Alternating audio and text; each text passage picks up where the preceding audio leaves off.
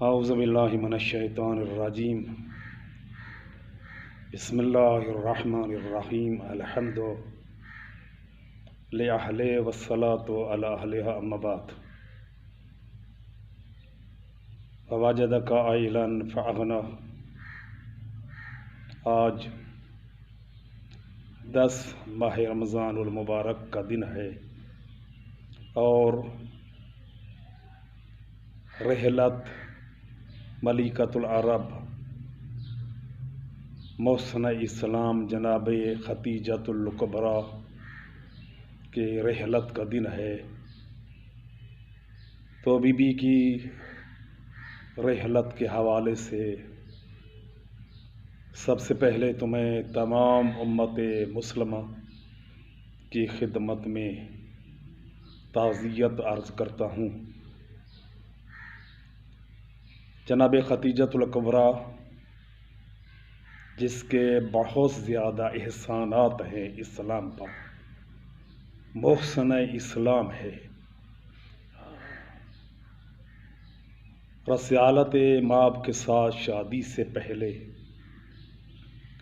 عرب کی بہت بڑی امیر خاتون ملکۃ العرب،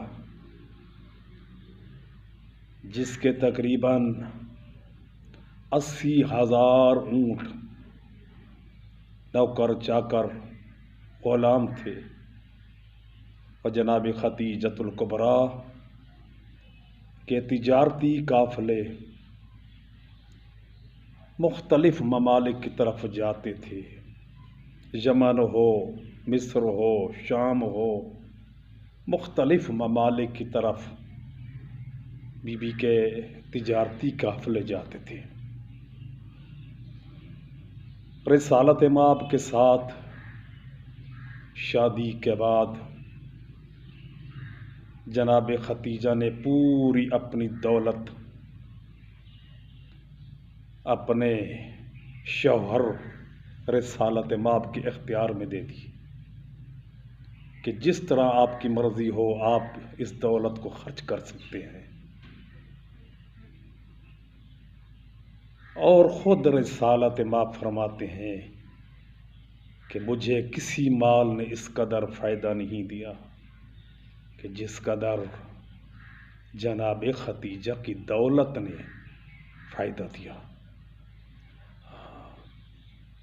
اور ارشاد رب العزت بھی ہوتا ہے کہ اے میرے حبیب ووجدک عائلا فاغنہ، کہ تو غریب تھا، آپ کے پاس مال و دولت کی کوئی چیز نہیں تھی، میں نے تجھے غنی بنایا۔ جناب خدیجہ کی دولت کے ذریعے رسالت مآب غنی بنے۔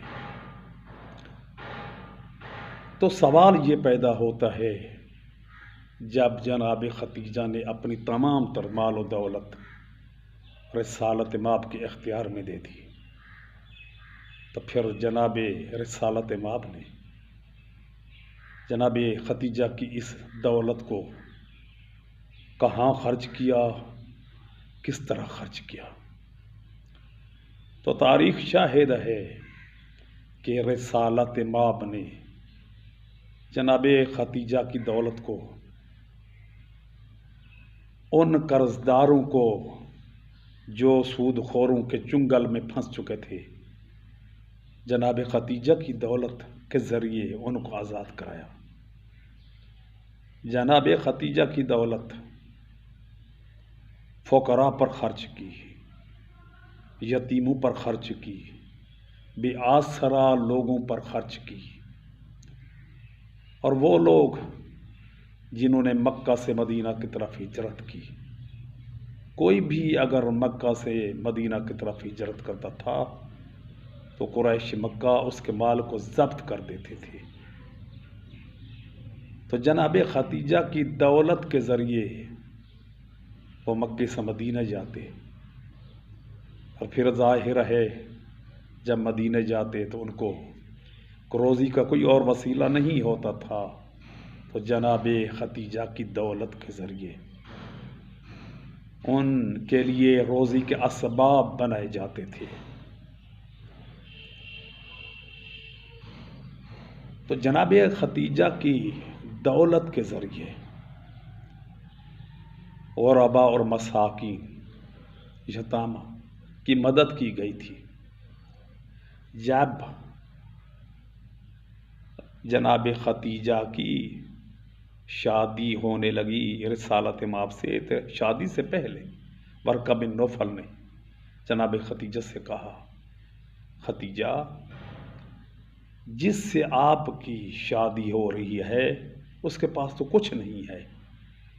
تو جناب ختیجہ نے بڑا خوبصورت جملہ فرمایا کہ اگر اس کے پاس کچھ نہیں ہے، میرے پاس جو بہت سارا مال موجود ہے۔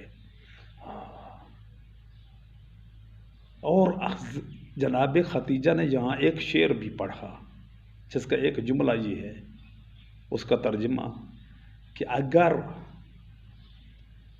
کہ میرا پاس جو مال ہے رسالت مآب کی عظمت کے سامنے اس کی تو کچھ بھی اہمیت ہی نہیں۔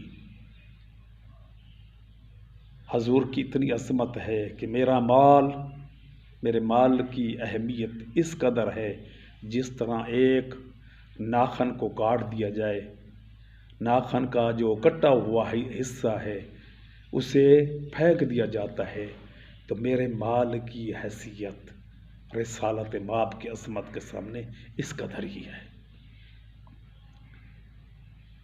تو تمام تر دولت رسالت مآب نے ختیجۃ الکبریٰ کی ترویج اسلام، تبلیغ اسلام کے لیے خرچ کی۔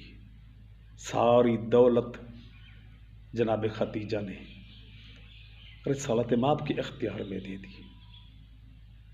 اور پھر وہ وقت بھی آیا جب 3 یا 4 سال تک شیب ابی طالب میں محصور ہو گئے۔ قریش مکہ نے بیکاٹ کر دیا اور یہ خاندان 40 کے قریب افراد شیب ابی طالب میں محصور ہو گئے، اور وہاں کوئی ذریعہ آمدنی ہی نہیں تھا، جہاں نہ کوئی سبزہ تھا نہ پانی تھا۔ تو 3-4 سال تک جناب ختیجہ کی دولت وہاں خرچ ہوتی رہی، اور 3-4 سال کے بعد پھر دولت ختم ہو گئی،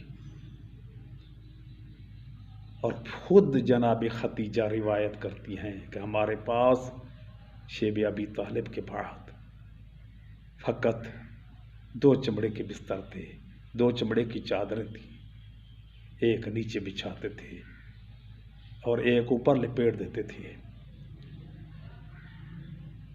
شیب ابی طالب کے بعد اتنی کمزور ہو گئی تھی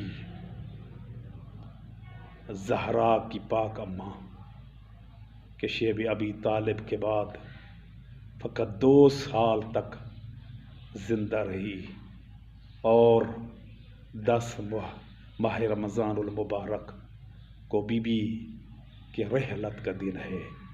میں تو یہ سمجھتا ہوں رحلت نہیں، بی بی کی شہادت ہے۔ کس قدر دکھ برداشت کیے رسول کی اس حرم نے، زہرا کی پاک اماں نے کس قدر اذیتیں برداشت کی۔ ملیکۃ العرب اور ملیکۃ العرب 3 یا 4 سال تک درختوں کے پتے کھاتی رہیں،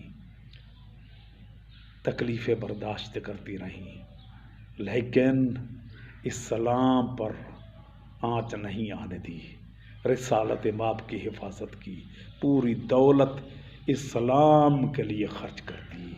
وما علیہ الا البلاغ۔